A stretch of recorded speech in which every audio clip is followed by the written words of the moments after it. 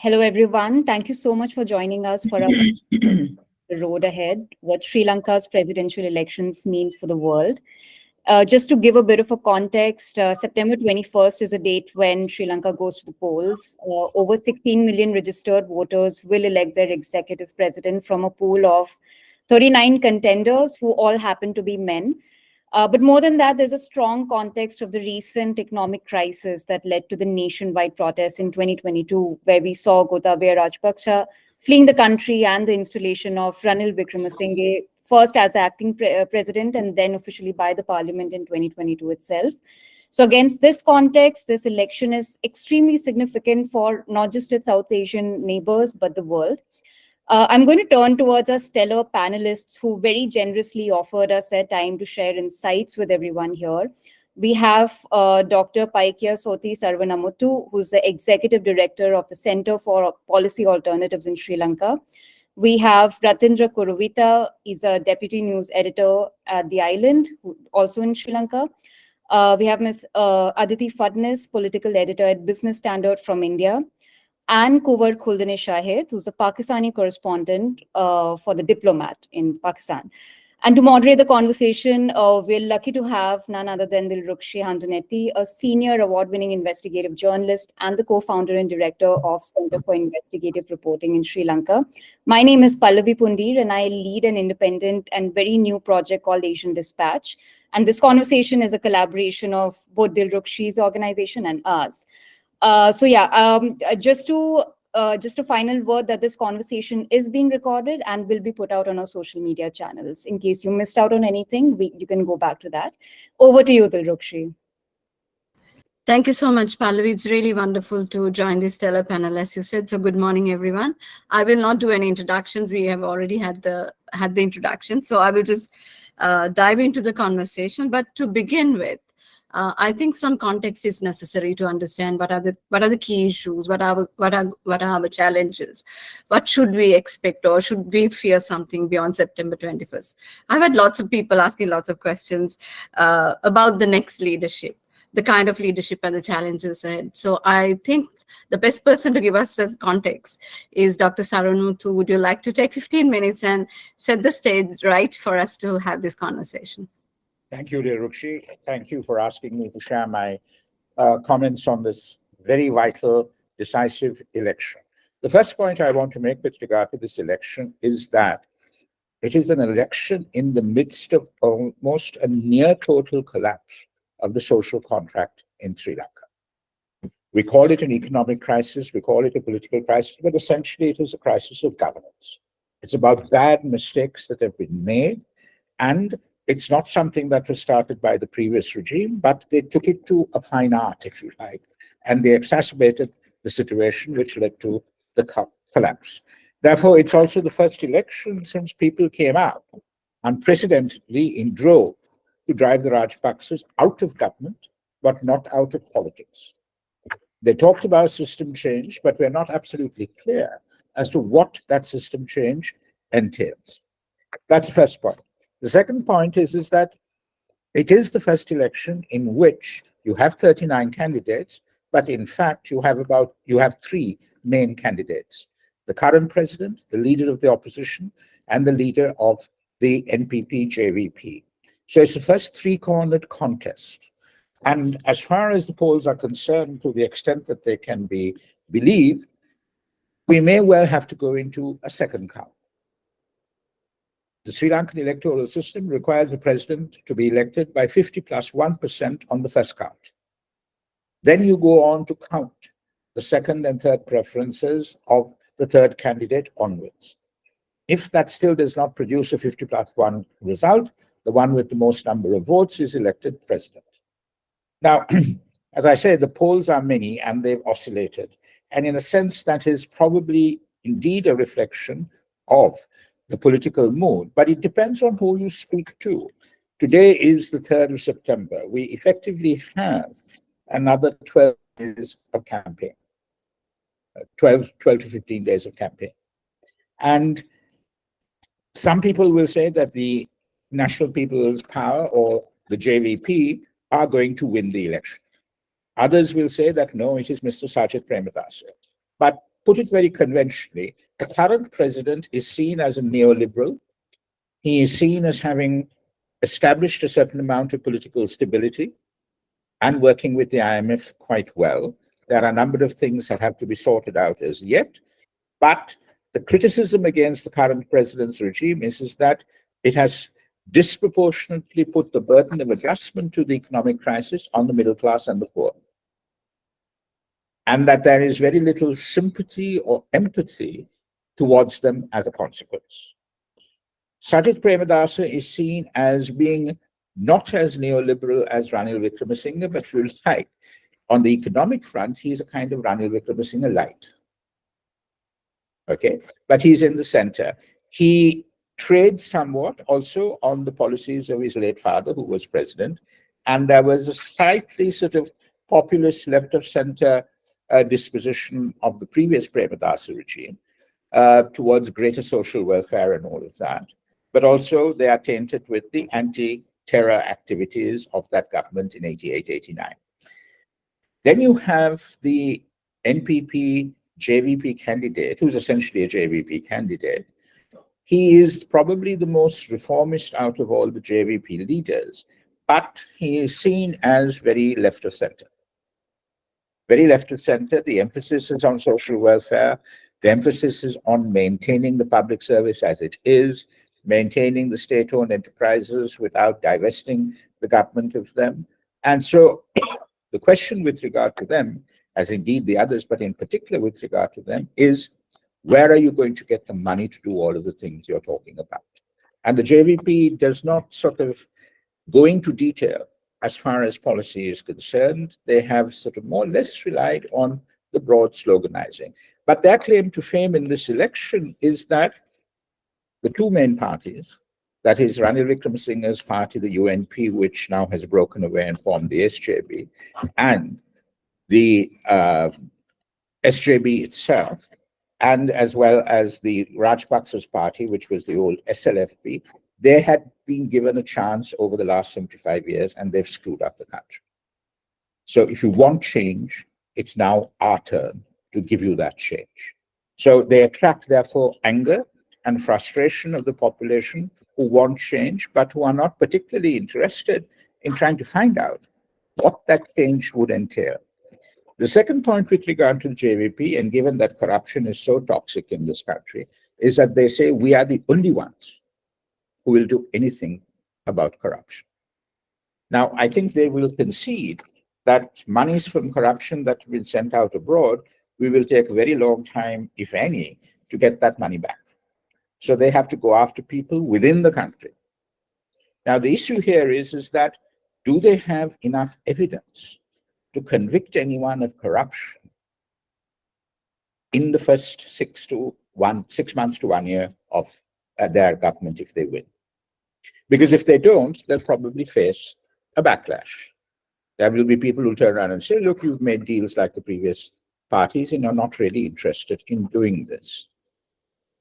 Furthermore, if they cannot convict someone through the normal judicial process, will they opt for an extrajudicial process, where the standards of evidence and all of that will be a lot less? And in effect, I mean, I don't think I'm exaggerating to say it could well turn out to be some form of a kangaroo court. So there are those dangers as well that we have to be aware of. I'm not saying that it'll definitely happen, but I think on the corruption front, within 6 months to 1 year, they have to put a big wig behind bars in order to confirm their bona fides on the corruption front. So we are in a certain degree of uncertainty, unless, of course, you speak to the ardent supporters of each side. But it is seeming like a contest between the leader of the opposition and the JVP as it stands at the moment. I don't think we will have to go to a second count, because I think Sri Lankans at the end of the day may well, galvanize, organize behind a particular candidate. And so the second and third preferences may not be important. Internationally, I mean, all our elections, and in fact, are sort of the key international players, of course, are India, China, and the US. As far as India is concerned, quite early in the day, it recognized that the JVP were a force to be reckoned with. And they've had talks with them. In fact, the National Security Advisor was in town and he also had talks with the JVP only the other day. So India, in any event, is here to stay. The history is far too long. It's a long love-hate relationship. And, when we went bankrupt and before we got to the IMF, the Indians are the ones who bailed us out with $4 billion US. So India is here. China, likewise, because of what happened in the Rajapaksa regime, the Rajapaksa regime relied upon China to provide them an insurance policy, if you like, against allegations of war crimes and all of that, and did give money for infrastructural projects, some of which are vanity projects. But they're here, so we're not going to get rid of them as such. Then, of course, you have the US, which is somewhat sort of China-obsessed at the present moment, and they will work through India. Of course, that doesn't say that they won't have their own sort of initiatives as well. But so those three powers are there. We have to work with them and between them. So far, so good. As to what it will be as a consequence of the election result remains to be seen. So there we are. Thank you so much. So let's move to Aditi next. Aditi, you have covered Sri Lanka for 30 plus years. You know Sri Lanka well. You observe Sri Lankan politics very closely. So I think the stage is set for an Indian perspective.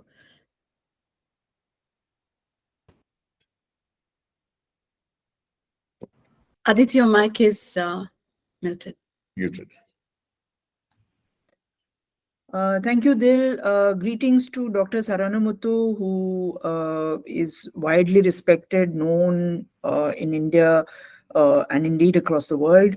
Greetings to all my other colleagues. And Kuldoon, lovely to see you here.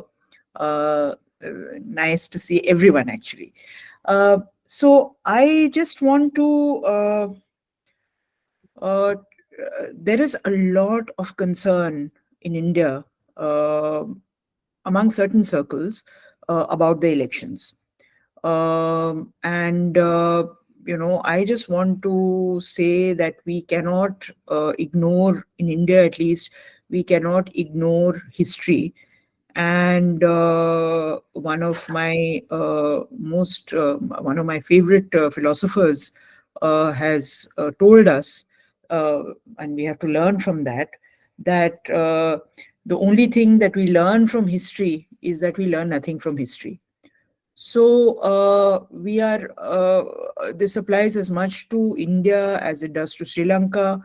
And we are, I think, about to enter a period of great challenge and great discontent.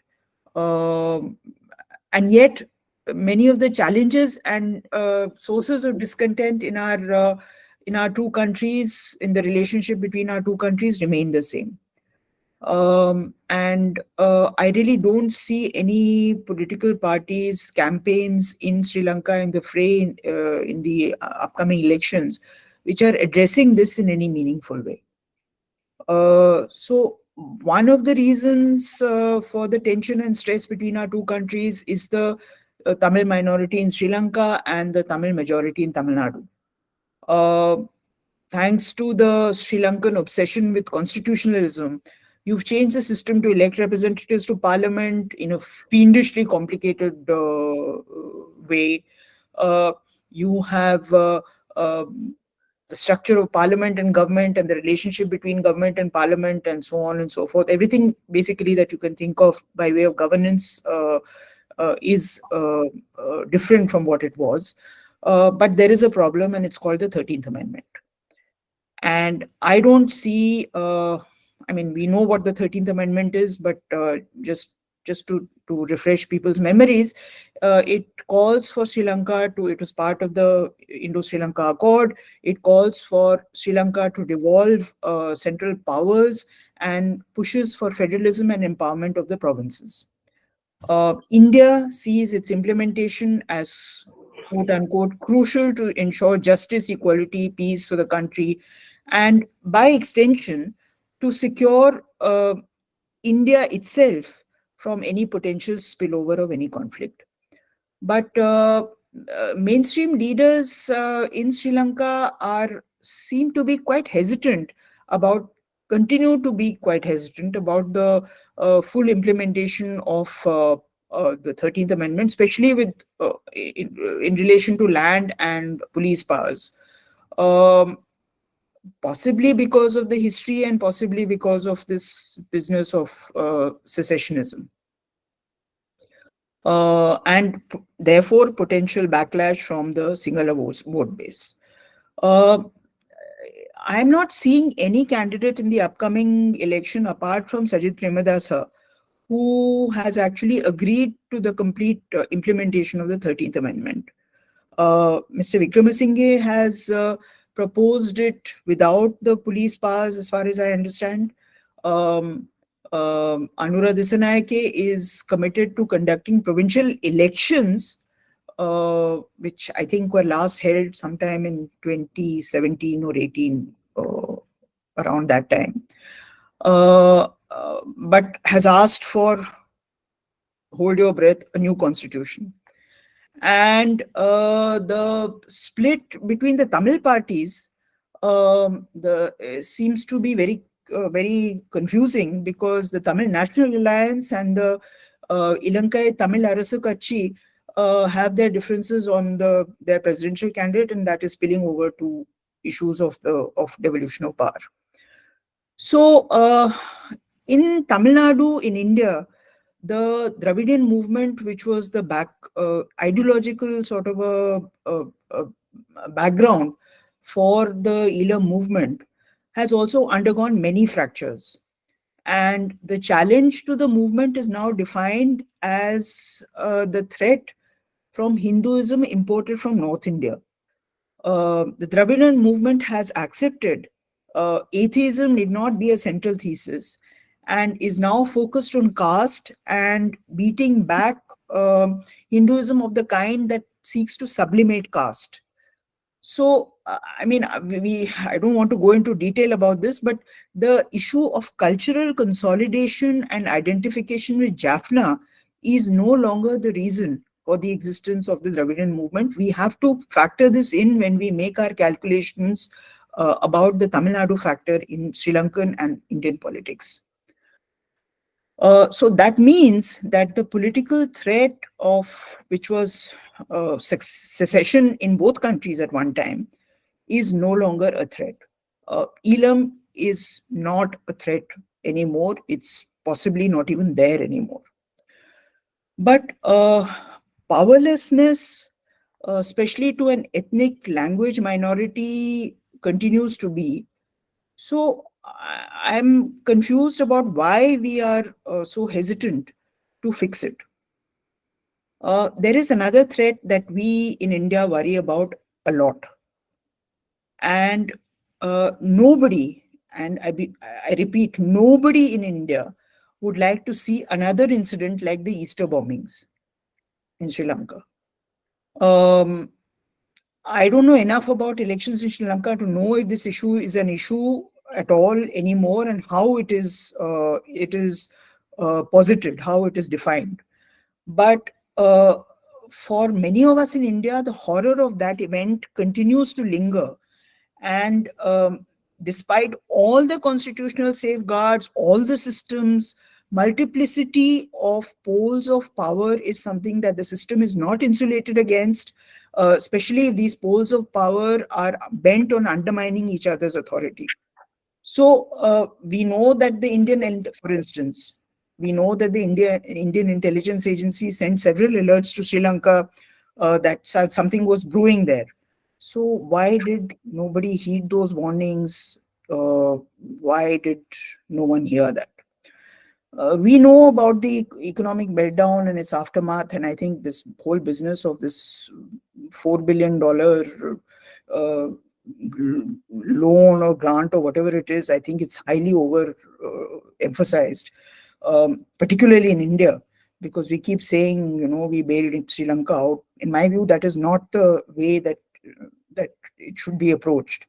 But loan deferrals, currency swaps, grants, etc., etc. This is all part of I mean, it's not any altruism. It's part of India's way of insulating itself and its economy from future threats. Unstable Sri Lanka is a threat definitely to India's stability. But we have in India our own economic trajectory. And I fear that, corporate behemoths of the evil neoliberal establishment in India will invest in Sri Lanka if invited. And they will, like all capitalist groups, negotiate hard and tough. If, like in Maldives, they are asked to leave, and in Colombo, they become part of some complicated power nexus, I fear that Sri Lanka will not get the kind of capital that it requires. Because in India now, neoliberalism and neoliberal capitalism is here to stay. So the Indian state will not be in a position to extend the kind of help that Sri Lanka needs in the future.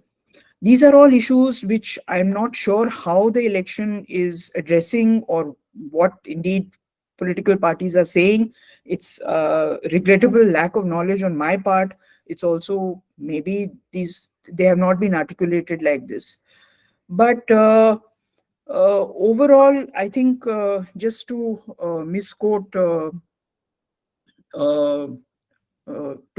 Yogi Bear, I would say that we are lost, but we are making good time. Thank you. Thank you, Aditi. Thank you. Very interesting. I think we should also allow a round for panelists to speak to each other, because there could be a lot of questions that they might want to ask each other. So we move next to Kuldun. Kuldun is from Pakistan, and historically Sri Lanka has enjoyed rather a conflict-free relationship with Pakistan. So that'll be interesting to listen to Kuldun. Yeah, thank you so much for inviting me. It's an honor speaking with such esteemed panelists. 2024 is, as is known globally, is the year of elections, especially so in South Asia. And a common theme across South Asia has been that people want change. People in Sri Lanka want change as well. But the expression of change, the political expression of change, has varied.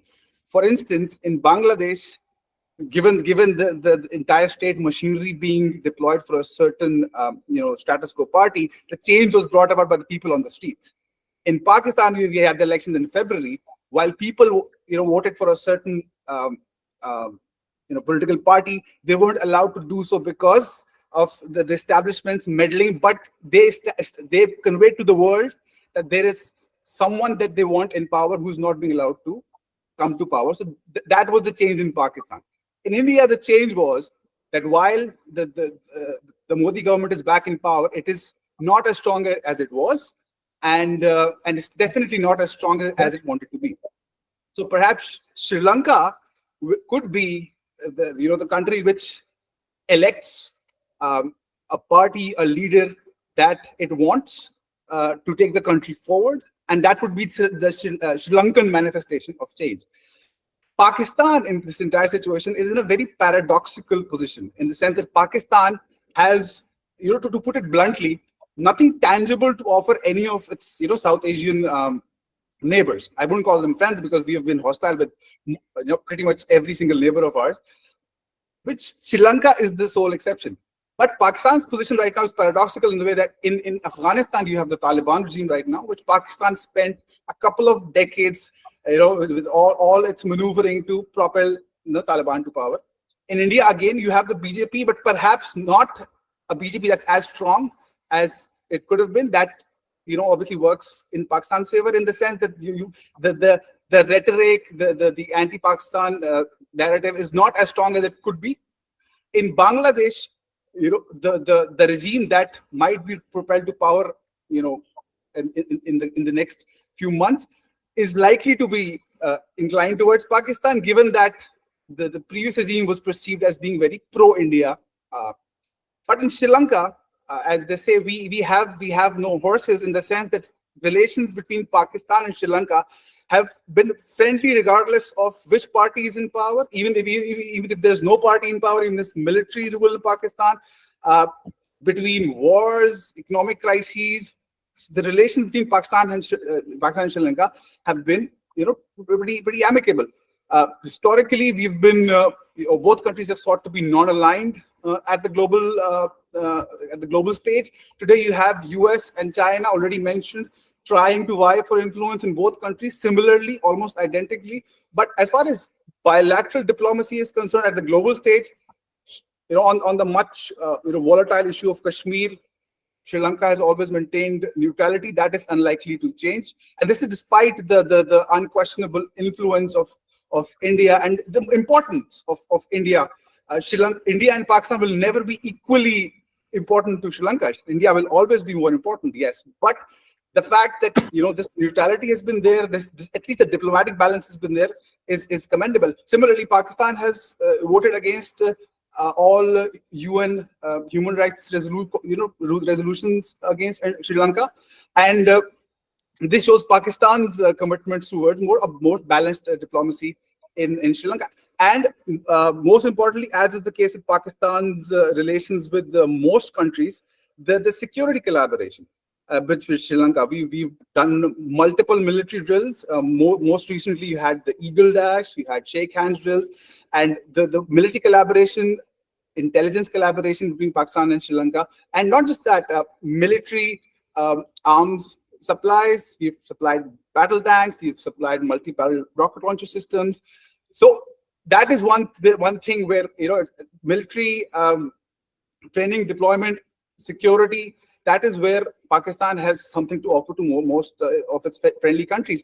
But it's obviously not one-sided. And the most, I think, the most prominent example of Sri Lankan help towards Pakistan in the security realm came in 1971, when, of course, India and Pakistan were in the midst of war, and Sri Lanka allowed Pakistani jets to refueling facilities, etc. And so, again, we have a long history of security ties, two-way.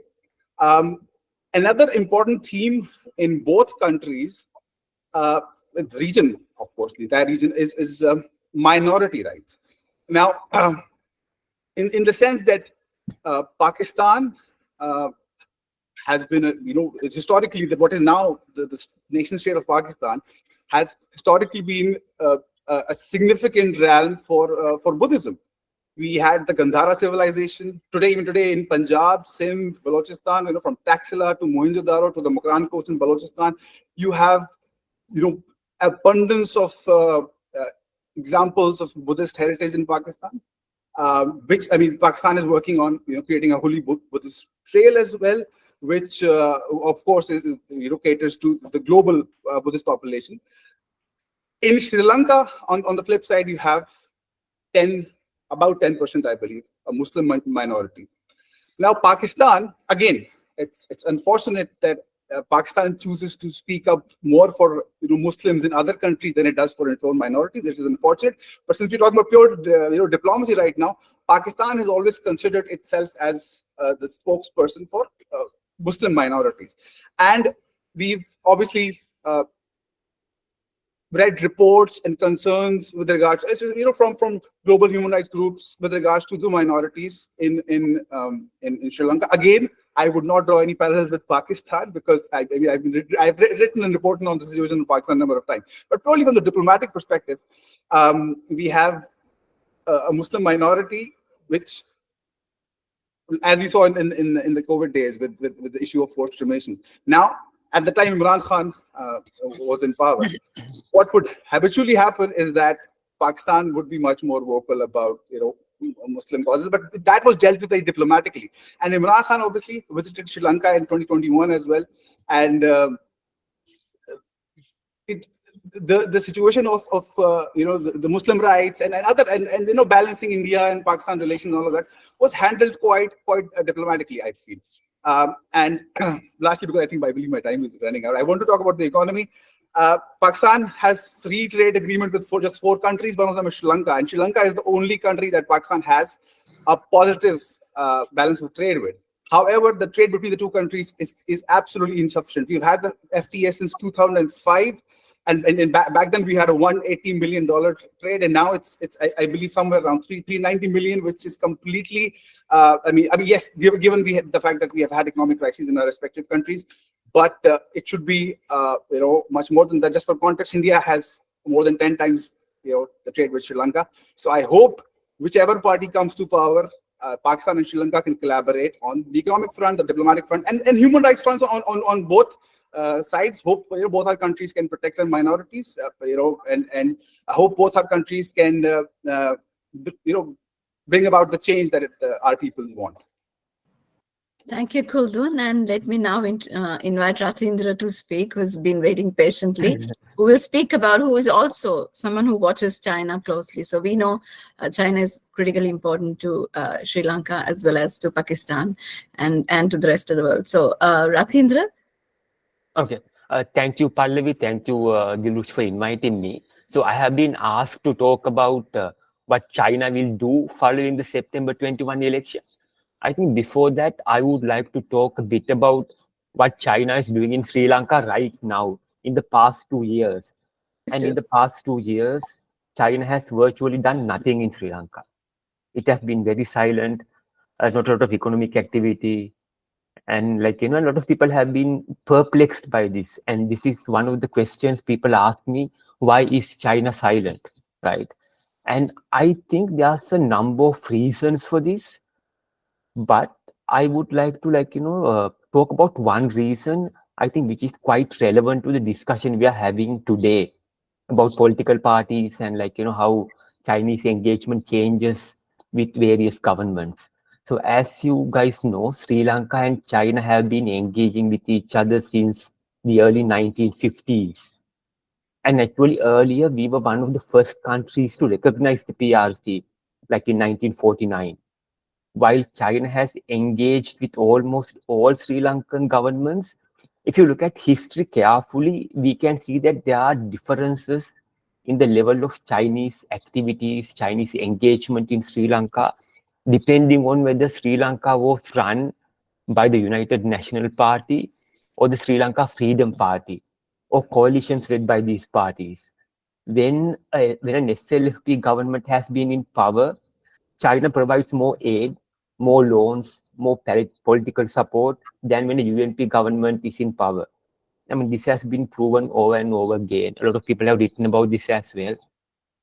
So let me give you a few examples about Chinese engagement under SLFP administrations. So in the 1950s, Zhou Enlai visited Sri Lanka twice in 1956 and in 1964.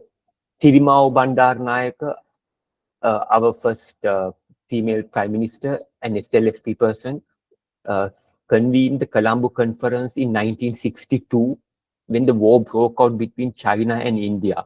She visited Beijing in 1963, and in July 1963, we signed a maritime agreement with China where the two sides gave each other the most favored nation status. And if you look at the UNP response in the 1950s and the 60s, they were very opposed to any of this. The UNP didn't really like when SWRD wanted to establish diplomatic relations with China. And the UNP wanted Sri Lanka to call China the aggressor in the war when the war between China and India happened. They also were quite vocal against the 1963 agreement that I just mentioned. And when Dudley Senanayake came into power in 1965, the relationship with China just nosedived, right? Colombo refused to agree to Beijing's nominee as ambassador to Sri Lanka, and China actually kept the post of ambassador vacant for entire 5 years when Dudley was prime minister. And then again, things improved quite dramatically under the SLFP government between 1970 and 1977. By 1976, actually, China was Sri Lanka's leading trade partner. China began providing military equipment and munitions to Sri Lanka's counterterrorism war in 2002 when Chandrika Bandaranaike was president. And we all know how warm the relations between the two sides were when Mahinda Rajapaksa was there, right? And in generally, the SLFP leaders tend to be much more warmer towards China, whereas the UNP, even if you look at the UNP now, while everyone understands we need to trade with China, they are quite critical of China, whereas the SLFP leaders, they are not really that critical of China.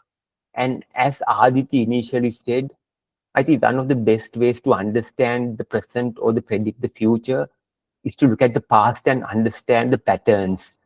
And when we look at the past, I think in the when we look at the post-independent Sri Lankan history, I think it's obvious that China engages more with SLF, with Sri Lanka when center-left governments are in power, right? And of course, there are no front runners from the SLFP and the UNP this time.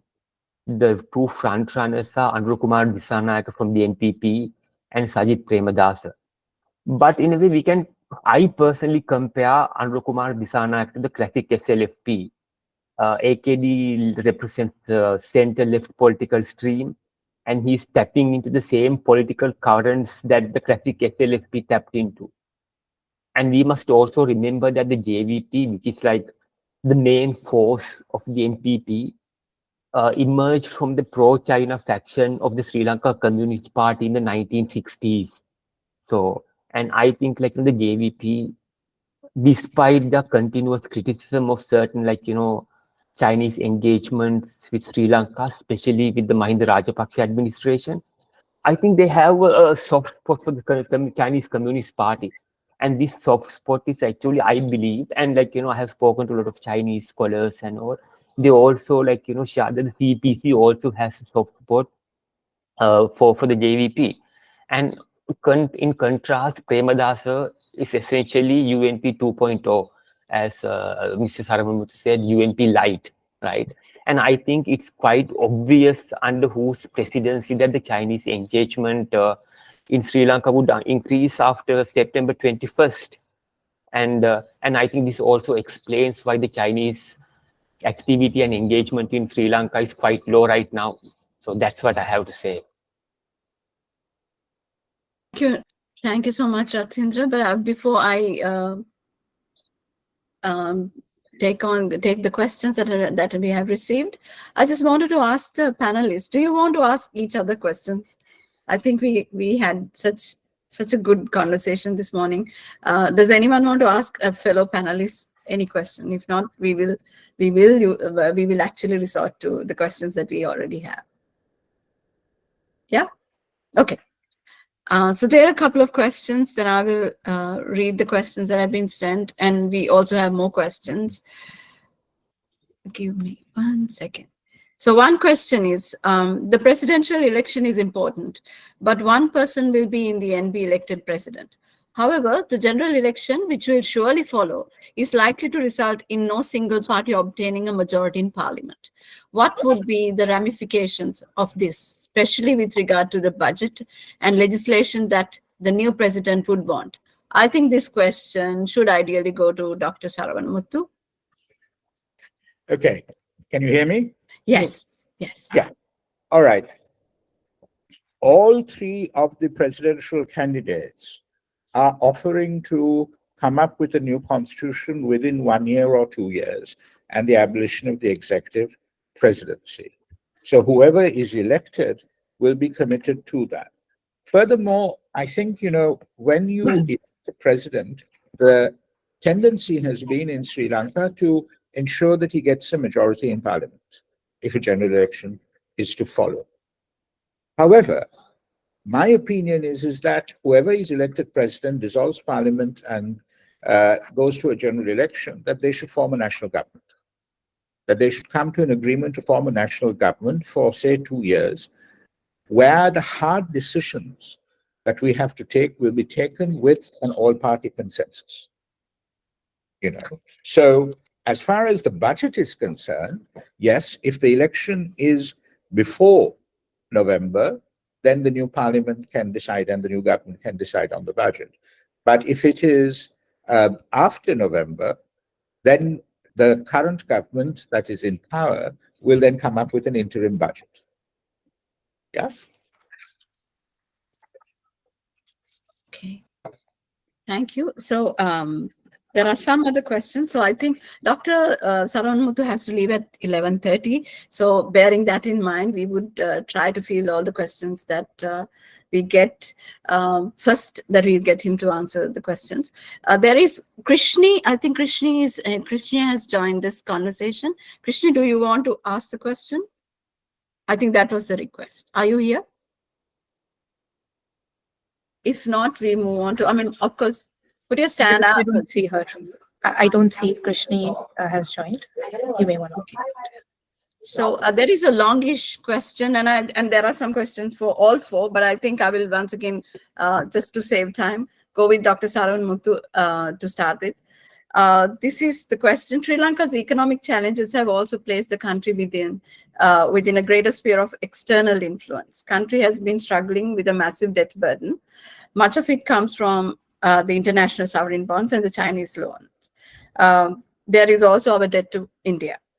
What should be the two most urgent actions to manage debt under a new leader? Should we follow the IMF route yet again? Yes, I don't think we have much of an option now, the way things have proceeded, to deviate from the IMF rule or to say, look, we're not going to have anything to do with an agreement with the IMF. We are now caught up in the framework of the IMF debt restructuring. The government has passed legislation which, in effect, holds subsequent governments to work within that framework. Both the JVP and the SJB say that they will renegotiate the IMF agreement, but that they won't break the bounds of that framework. In a sense, I suppose the IMF is like an international sanitary inspector. It sort of says yes, and then other investors can come in. And we badly need investment because the trend is that, or the government of Sri Lanka is proposing, that we do not start paying back debt till 2028. And up to that point, we need to collect the resources to pay back that debt.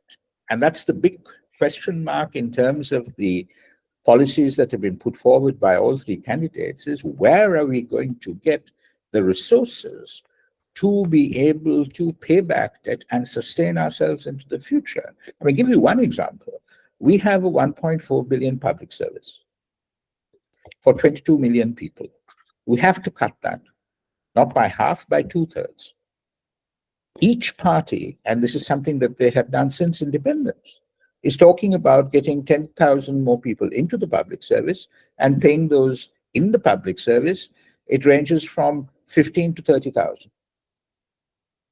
Where is this money going to come from? It's totally unsustainable. And I think that is the problem, is that the political parties are interested in blocking each other from coming to power, but they're not interested as such in talking about the future of Sri Lanka, the future trajectory of Sri Lanka. In 20 years' time, we'll have to deal with, or in less than 20 years' time, the phenomenon of AI. We are an aging population. We have state-owned enterprises that are making losses by millions of dollars daily, but they don't really have proper answers to these questions. Thank you, Rathinder. There is a question in the chat, but also you can respond to the same question. If you want to add your thoughts there to the same question, please feel free to do so. In the chat box, there is a question for you, Rathinder. You mentioned there are several reasons behind China's silence. Can you explain what are those? Okay, so I think if you look at a lot of these big ticket investments we got from China between 2010 and 2014, these investments kind of like, were at the beginning of China's BRI project. And initially, China made a lot of bad investments, right? And they were quite also open for manipulation as well, because China is so bad in their area studies. And if you look at the big Chinese universities, they only started looking at area studies in the last decade. Before that, they were quite clueless. So there was, of course, a lot of bad misuse of Chinese funds, right? So initially we got a lot of these, these projects, but now they have wisened up, and the money they kind of disperse has also gone down significantly. So after in 2018, Xi Jinping, told the African leaders that the Chinese money is not for corruption and embezzlement, right? And after that, China has only invested projects that are kind of business, they are viable as a business. So if you look at the last 2 years, the only money they invested in Sri Lanka is in building that logistics center in Colombo port, which of course has kind of run into some trouble, but that's a very valuable business kind of case. And in Sri Lanka, there really isn't much investments to be made that are that are sound financially. That's one.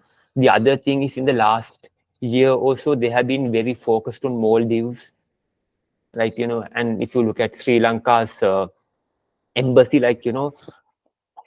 most of the embassy staffers are in Maldives for most of the time, right? So, and therefore, they engage, the capacity they have for engagement with Sri Lanka leaders have been less. That's number three. And number two, number three is that they really don't like this Ranil Wickremesinghe administration. It's a given. And there's a lot of allegations that senior government leaders wanted money from the Chinese to let the research vessels in. And it was only after that, it was only after China refused to pay this ransom kind of money that we put a moratorium on Chinese research vessels and all. So I know for a fact that the Chinese are not very happy with the current administration. And until the administration changes, there won't be much Chinese activity in Sri Lanka. Those are the three main reasons. Okay, thank you. And there is, there is another question for the two Sri Lankan speakers, but I think I will move to Aditi for the moment, and bearing in mind that Dr. Saranmuthu has to be released in the next few minutes. Aditi, there is a question about, it's India's economic interests, strategic interests are a foregone conclusion when it comes to Sri Lanka. The question is, of course, you have historical ties to the island's Tamil majority, both in the north and the east, as well as in the central hills. Will there be a drastic change in the, will there be a drastic change in Delhi's attitude towards Sri Lanka if the leadership is not, willing to toe Delhi's line? So India's strategic interest in Sri Lanka and economic partnerships beyond September 21st. Is there a possibility, given that the forerunners are very well known by now, that Delhi would treat them very differently? Or would they work with anyone who wins elections here? Well, at this point, I think India is very clear that they are ready to work with anyone, provided as long as whoever that person is or whoever the people are concerned about Sri Lanka's economic trajectory. As you know, the domestic factor in India, which is the DMK, the Dravida Munnetra Kazhagam, is anti-BJP, is opposed to BJP, and the AIA DMK, which is the other Jayalalitha MGR-led Dravidian party, is in a crisis of leadership for a fairly prolonged period. So the Dravidian factor in relations between India and Sri Lanka is very, very negligible at this point. The issue of the 13th Amendment, which I spoke about, is a backdrop, but it is not the primary driver in Indo-Sri Lanka relations. The primary driver in Indo-Sri Lanka relations is Sri Lanka's economic crisis and who or what will fix that. Because for us in India, that is the paramount issue. The strategic issue is what is happening in Maldives. And what Ratindra said about SLFP's intervention, as well as the intervention by UNP in Sri Lanka-China relations, I feel that the same sort of intervention could be applied now in the relationship between India and Maldives, where Sri Lanka can play a very, very important role, but is reluctant to do so at the moment.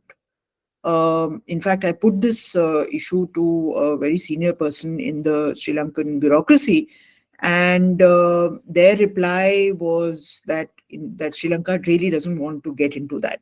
But Sri Lanka can play a very important role in normalizing relationships, given its proximity to Maldives and its importance to India in rationalizing and recalibrating the relationship between Maldives and India. Thank you, Aditi. But there is a question, I think you part answered that. There is a question in the chat box. Which candidate does India prefer to win? I know you have already answered that, but are there any steps taken to win him over? And we did refer to the fact that at one point of time that the NPP leader was invited to Delhi, and that sounds that could have been something, it was difficult to conceive at a point some time ago, given that JVPs, the main constituent party of the NPP, has this, very publicly known stance that there is an anti-India stance. But still, Delhi invited them and had these discussions, and they came back full of praises back to Colombo, and they did speak about some other good things that were taking place in India. So, do you think? Are there any overtures? I mean, do you covertly have a preferred candidate? And what is Delhi doing to, have a conversation with the frontrunners?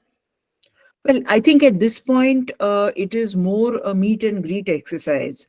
India really did not know, many of us in India also who have been close Sri Lanka watchers did not know exactly what the new metastatized JVP looks like, and what it stands for, and what its points of strength are and what its points of weakness are. We did not know that.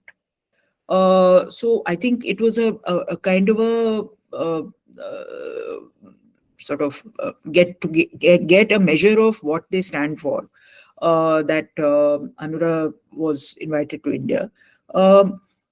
That does not indicate an invitation with all expenses paid trip to India does not mean that India wants you as the next president of Sri Lanka. It does not mean that at all. In the past, I have to concede that India has very clearly made its preferences known. In this election, it is very happy to just stay away and just make sure that whatever capital it has invested in Sri Lanka by way of propelling Indian industry to go to Sri Lanka and invest there. And trust me, it is propelling, because not all industrialists were keen to go to Sri Lanka to put their money there. So whatever investments it has made, it just wants to make sure that those investments are safe and Sri Lanka continues to be stable. So I don't think there is any particular preference for anyone. I think New Delhi is ready to do business with anyone. Thank you, Aditi. Given that time is running out, and I just need to get that one last question across to Dr. Saranmuthu, and I'll get back to you, Kuldon and Ratindra. There are questions for you. There is one question in the chat box. I think, Ratindra, you can also answer after Dr. Saranmuthu. The question is around governance. So there is, thankfully, people do speak about governance in this crisis moment.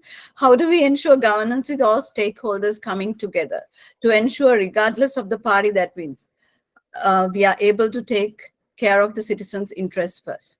So these are the issues that we discussed in 2022, and it's like a slow burner. It's always in the back of our mind, and even though we talk about many other things.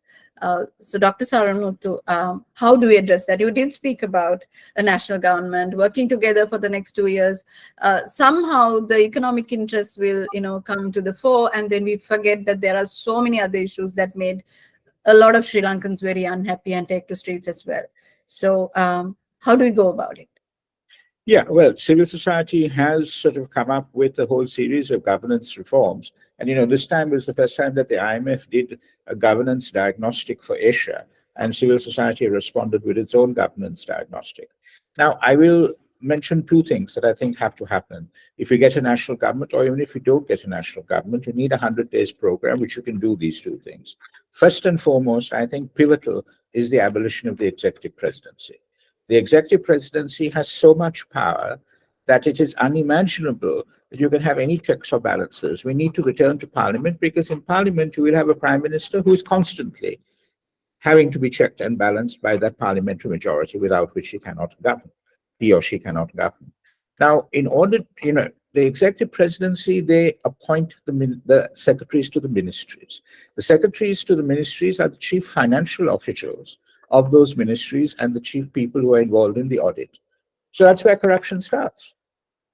And they owe their allegiance to the president. They're really not public servants as a consequence. Moreover, we haven't had provincial council elections or local government elections now for quite some time. So everything is being done from the president's office. So definitely that executive presidency needs to be abolished. Secondly, we have a situation in which the Attorney General, who is a member of the government in effect, is both the government's chief legal advisor, defends the government in court, and is also the chief prosecutor. There's an obvious conflict of interest there. We need to get rid of that. We need to have the AG's office as the advisor to the government and representative of the government in court, but we need a public prosecutions, a director of public prosecutions, and separate public prosecutions. So those are two things that I would say are relatively low-hanging fruit. I know every election has come up with this notion that one of the candidates, if not all of them, promise to abolish the executive presidency, then they find out that they don't have a parliamentary majority to do it, and all of that. That's why I said they must come together now and agree on the abolition of this. The arguments of the executive presidency was pivotal in ensuring the defeat of the LTTE, taking the necessary measures to reintroduce political stability in the economic crisis, and all of that. I do not buy. You can do all of that by having a prime minister in parliament and running the government like that. And of course, we do need a president as a head of state, but non-executive. And we also need a second chamber. Thank you so much. So let me just move to Kulthum next. There is a question that has been sent. So Pakistan and Sri Lanka, we know that has historically shared this conflict, let's say conflict not free, but less conflicting relationship. And we have done, we have had good trade relations, but both countries are also in serious debt, and we are also part of that Belt and Road Initiative. Are there any lessons for Sri Lanka to be learned from the Pakistan elections? What do you have to offer as we go into elections? Definitely. I think Pakistan can actually serve as a case study for Sri Lanka, especially in this point in time, because we have similar economic problems at the very least, almost identical economic problems, in the sense that you have rulers who have implemented neoliberal policies. You already discussed that. And then you have global powers seeking, global neoliberal powers seeking to impose their own economic agenda in a geostrategically significant place. What that has led to is dwindling reserves in both countries, massive corruption in both countries. And corruption was, again, like it's a prominent narrative in Sri Lankan elections, was a prominent narrative in Pakistani elections as well. And again, as already discussed, all of this, the debt that both Pakistan and Sri Lanka have mustered, has been disproportionately burdened upon the lower middle and the lower classes. Now, with that in mind, as already discussed, one of the most pivotal discussions that decisions that Sri Lanka is going to take after you form the government is whether or not to go, follow an IMF program. Now, the IMF program would be as much an economic decision, as much a governance decision as it would be a diplomatic decision, because and this is what Pakistan has done as well. Again, after a few years of toying with the idea of just putting all its eggs in the China basket, that basket does not work, almost does not exist. It has a big loophole in the middle. So if you go with the IMF program, what you have is that you balance your relations between US and China, and that would perhaps get best of both these, because what China has done in Sri Lanka similarly has happened in Pakistan with the China-Pakistan Economic Corridor. 62 billion worth CPEC, which was supposed to be the highest ever overseas investment of China. Similarly, what has happened in Pakistan, we've agreed deals that are heavily skewed towards Beijing naturally, We have, implemented power projects that are outdated, which are damaging for the environment, damaging for the economy, and the locals are not benefiting at all. That's a huge concern in Pakistan. Now, a classic example is the juxtaposition of the Hambantota port with the Gwadar port, leasing out land and then almost without putting it in the legal context, giving complete control to China in the sense that you dictate what's happening over here in exchange for economic benefit that won't be passed on to the locals. And if you connect, and there's this geostrategic angle to all of this as well. If you connect Gwadar port with Hambantota port, you have the Myanmar-China economic corridor as well, all part of the BRI. If it is all connected, it becomes almost like almost like a ring around India. So that is a political question that you have to address as well. But I think bottom line is whatever economic policies are implemented need to trickle down to the Sri Lankan people. Otherwise, you will not have any solution to the many problems we all have. Dilruchi, can I add to this? Of course, always add to each other's, responses. So I think like this whole the problems faced by China and Pakistan is not a problem of China. It's like our own problems, right? We have had a series of really corrupt governments who really didn't care too much about helping the economy or helping the livelihoods of the people or about the environment. I think if you look at the Chinese funding, most of this stuff comes without conditions, right? So if we actually had a proper government who's not completely corrupt, who actually kind of cares about its people, this funding could have been really used for productive purposes. We could have actually built up our industrial capacity, for example, right? Or build up proper infrastructure that would really benefit Sri Lankan economy. If you look at Hambantota is actually a profit-making enterprise, and we have a lot of checks and balances on Hambantota. China can't use it for military purposes, and I also don't think China has the ability to use this for military purposes, right? I think a lot of people say China is going to use it as a submarine base, and it's going to be, they're going to put ships and troops and all that stuff in Hambantota. But this is impossible. China cannot defend any of its assets in Sri Lanka if India gets pissed off. I think this is something people should understand, right? So, and Chinese are not a stupid people, right? They know it.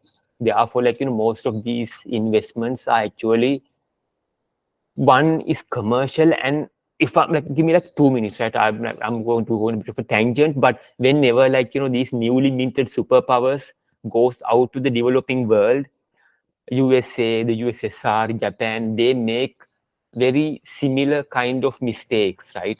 They think, because they themselves were rather poor quite recently, and they have come out of that poverty, they think they have cracked the code on reducing developing economies, right? And Japan did the same mistakes. China is making the same. China thinks that it knows how to ensure that its investments are secure while boosting the economies of these developing countries. But like the US and the USSR and Japan has realized, I think China has now realized it has no answer. The way China developed is not applicable for other parts of the developing world. So that's what I have to say. So it's not a China problem. It's our own governance problem. Clearly, Rathendra, most of the time these issues crop up because we don't have our structures in place and we don't know how to take care of our country and our people. So there is also one question in the chat box, but I am going to ask you for a quick response to this question, Rathendra, and just going to move around with all three of you with just quick flashes, reflections before we conclude. So the question is, tensions are likely to grow in if Sri Lanka does not develop its own regional security architecture. Pakistan is growing ties with China, and India's strong relations with the United States has triggered regional geopolitical competition as well. It continues to fuel the same. While both BRI and the Indo-Pacific of the US are executed simultaneously, How should Sri Lanka prioritize its own strategic interests and amid such regional power play? The question is for you, Rathendra. You have 3 minutes. Okay. So I think so. This is a very tough question to answer, right? And I think the best thing we can do is to follow the non-alignment policies. And I have been in the past somewhat critical of the whole non-alignment thing and whether it can work in the current world and all that stuff. But I think the way things are going, and given the status of our own foreign ministry and our capacity to come up with new solutions, I think the best thing we can do is to go back, look at how Sirimao did stuff, look at how how we have done our foreign policy until 1977, and try to learn from what we have done, and try to, because we have proven in the past that we can balance India and China, right? We did it quite well when Sirimao was there. So I think there are lessons we can learn, and I think we can learn a lot by and do quite well by adjusting the non-alignment policy, because I think after 1977 we really didn't have a non-alignment policy, right? J.R. Jayawardena went towards the US, Mahinda went towards China, Ranil is doing something weird. So I think we have to go back and situate ourselves in the non-alignment policy until we are in a position to figure something out. Thank you. I see Rukshana's question in the chat box, but I think that will be the last one, and I will bring that question to you, Rathendra, before we conclude. But I just want to catch Aditi and Kuldon for 2 minutes each. Aditi, you did speak about the 13th Amendment.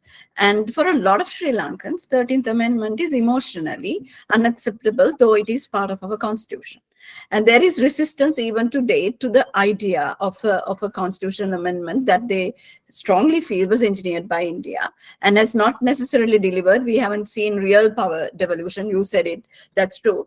And right now, as you said, Sri Lanka's economic growth, its stability may be the most important thing for Delhi. But the moment there is a government in office, after this political chaos comes to an end, and in some way we set up a president and install parliament in place, Delhi is going to come back to the question of 13th A. So 13th A is never really something that you can push away. So do you think there would still be that kind of aggressive pushing for 13th A to be implemented? Because as you know, some of the front runners do not necessarily feel that 13th A is acceptable. Some have resisted, some have a lukewarm approach to it. What are your thoughts? You have 2 minutes, please. Sorry about. I don't know how different political parties are going to react to 13A. But it is a sovereign agreement between two countries, right? The Sri Lankan Accord is a sovereign agreement, and it is sacrosanct as the IMF agreement is, or as Sri Lanka's agreements are with China or with any other country. So I'm afraid India will never go back on its position that 13A should be done, and it should be done forthwith, because it is in Sri Lanka's own interest, which is what India has argued in the past also and continues to argue, that devolving provincial rights to all provinces equally without differentiating on the ethnicity of those provinces is something that should be a sacrosanct creed in any nation. India is sensitive to it because the Indo-Sri Lanka Accord was signed between two nations, and 13A was part of that accord. Having said that, I don't think it's a deal breaker in the way that that we are looking at it. India will continue to do business with whoever is in power, but will not cease to remind Sri Lanka of its responsibility to implement the Indo-Sri Lanka Accord in full. Thank you. Kuldon, you spoke about the economic ties between the countries and the fact that, before COVID, even after COVID, there was substantial trade between the two countries. And I think Pakistan was the 26th export market for Sri Lanka as well. So, so many good things have happened, and Pakistan has been, let's say, a reliable friend, and and also. And a very important thing would be that when different resolutions were taken up before the United Nations against Sri Lanka, all those country-specific resolutions, Pakistan has, as you mentioned, voted against, and India has a policy of not voting in favor of country-specific resolutions, but then India did change at some point of time. So, given the fact that both countries are once again, coming through this very difficult phase and need to build their economies, how do you think Pakistan would look to the next leader, and in terms of resetting economic goals and ties relating to exports?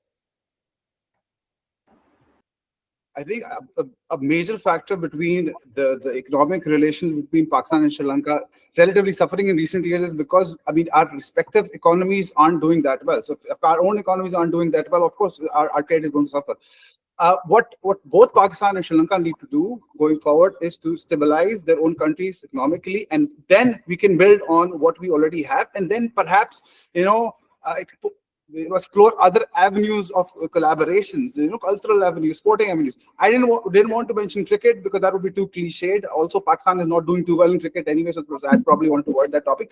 But cultural exchanges, sporting exchanges, these things will people to people exchanges, and we've had that with Sri Lanka. Sri Lanka is the only country where we've had that. We've had Sri Lankan students coming to Pakistan. Pakistanis going. Sri Lanka is often the first countries that Pakistan visit. Until 2014, it was visa on arrival for Pakistanis. It no longer is, and that's because of the security issues that we've already discussed. So on Pakistan's part, Pakistan needs to readdress its own alignment as a security state. It needs to build on the commonalities it shares with the entire region, not just Sri Lanka, because it's Pakistan for long has considered itself an extension of the Middle East. It's not. It's part of South Asia, or as it was called, the Indian subcontinent. We have an issue with calling it Indian subcontinent because it has India, but the word India comes from river Indus. Indus passes through Pakistan. Pakistan is as integral to the subcontinent as any other country, but we have been denying that. So better economic ties with Sri Lanka, with South Asia, would depend on acknowledging our commonalities and building towards a collective bloc, where mutual interests are prioritized over security issues. Thank you, Khaldun. Ratindra, I think there is a question, and Pallavi, if you have, if you can borrow 2-3 minutes, there's one more question from Rukshana. I think they're pretty important as well. So all candidates differ in their opinion and way forward with regards to the IMF. There's also a warning by experts rescinding the agreement could plunge Sri Lanka into another Arakalia. Is this a concern for New Delhi and the region? So that's for you, Aditi. And I think Ratindra, feel free to, share your thoughts. Well, I mean, India would not like another Aragalia at all. I think that goes without saying. It would want stability. It would want a way forward, mainly, largely to protect, as I said, its own investments and the investments of its own nationals. So I don't think another Aragalia is anything that anyone in New Delhi wishes for. Having said that, I think India has really put itself out in both helping Sri Lanka at the IMF and in other ways in stabilizing its economy. So whatever the candidates are saying is another matter, but Sri Lanka is on a path to restructuring via the IMF route. And if people don't like it, well, I mean, there's not a lot that anyone can do about it. Thank you, Aditi. I will also ask the same question. There is another question, and then Ratindra, you can actually answer both and share your perspectives. Sri Lanka is fielding a common Tamil candidate at this election. How is this being perceived in India, considering this candidate is in favor of a separate homeland? Well, I think we are still looking at what happens in the elections. There's no point in putting the cart before the horse and speculating on who the horse will be. I don't believe that there is going to be any effort by India to prop up this one candidate or prop up a candidate who is against this candidate and will, not will temper the demand for a separate homeland. I don't think all that stuff is happening at all. That is all in the past, and we have made our mistakes and we've learned from it. India's IPKF, and I'm sorry to branch off into another trajectory, but India's IPKF is still fighting to be recognized in India by the Indian government as a peacekeeping force which led a war in Sri Lanka. It is still not recognized. It's fighting to have its name put up on the Martyrs Memorial and to be recognized as an out of area operation. We Thank don't you. go there anymore. Thank you. Ratindra, you want to respond? And then there is one more question. Okay. Aditi, I will have to borrow 5 minutes and then, sorry. Yeah. So I think I think all candidates agree that they have to work with the IMF. I don't think anyone's threatening to pull out except Nuwan Bopage, who's not a real a threat, who's not going to make it. So if you look at the main 4 candidates, no one is threatening to pull out of the IMF. But I think everyone, even Ranil Wickremesinghe, is saying that they are going to renegotiate it, right? I think if you look at what Ranil said recently about changing taxes, he's going to reduce taxes, and he's talking to the IMF about it, and the Ranil Wickremesinghe himself said he has proposed an alternative agreement to the tax policy, and the IMF itself has come up with another agreement, and both sides are discussing how to change Sri Lanka's tax structure. So I think I know that he and his fans usually attack Sajid Premadas and Angrakumar Disanayak for saying that they will renegotiate the deal. But Ranil Wickremesinghe himself has said he's going to renegotiate certain aspects, right? So I think everyone who comes into power will try to renegotiate the deal. So that's one. And the other thing is, I think this whole the common Camille candidate thing, I don't think he'll get more than 50,000 votes, right? I don't think he's a big threat to anyone. So I think the main political force still in the north will support Sajid Premadasa, and I would like to add that a lot of political circles in Colombo think that India it's backing Sajid Premadasa. Thank you, Ratindra. So, yeah. So the last question before we close is from Niresh. No matter who wins the election, the critical issue, the elephant in the room, is how Sri Lanka will grow its economy in a rapid manner, which is the only way to take it out of bankruptcy. Meanwhile, the Indian economy is growing at a very fast pace of over 6%. What's the best way for Sri Lanka's economic integration with India? So I think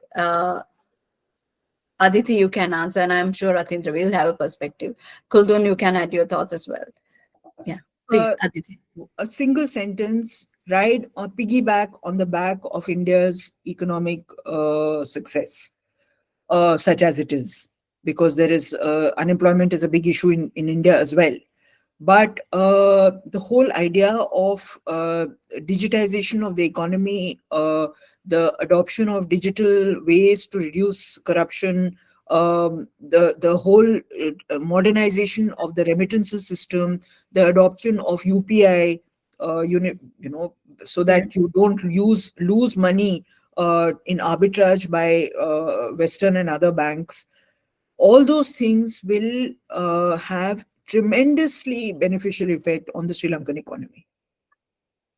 And so just go with it, go with the flow, go with the way the wind is blowing, and I'm pretty sure Sri Lankan entrepreneurs will have a very good time. Thank you. Ratindra, quickly. It is true, right?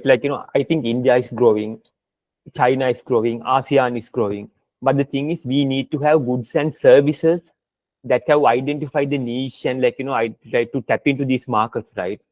It's I know that everyone says India is growing, we should piggyback on India. China is growing, we should piggyback on China. ASEAN is growing, we should sign trade agreements with Thailand and whatever, right?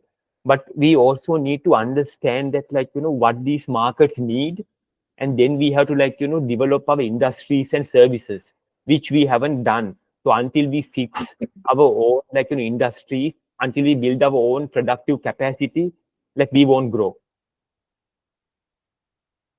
So I think we have come to the end of our conversation, right, Pallavi? So I just simply want to take a moment to thank Dr. Sarvanmuthu, who is no longer on this call, but who had to go for another meeting, and to our three splendid speakers, Koldun, Aditi, and Rathinder. Thank you for your time and for your thoughts. And I certainly learned a lot and gave us so many ideas to pursue as journalists too. So now I will hand it over to Pallavi. Thank you so much. Thank you so much, everyone. Aditi, Rathinder, Kuldane, and Dr. Sarvanamuthu. Thank you so much for being here. And I'm very grateful for a very engaging audiences and, for asking such relevant questions. We will be putting out an article and video snippets of this conversation. So keep an eye out for that. And Asian Dispatch and CAR will be back with similar conversations from not just across South Asia, but even the rest of Asia in the following months. Thank you, everyone.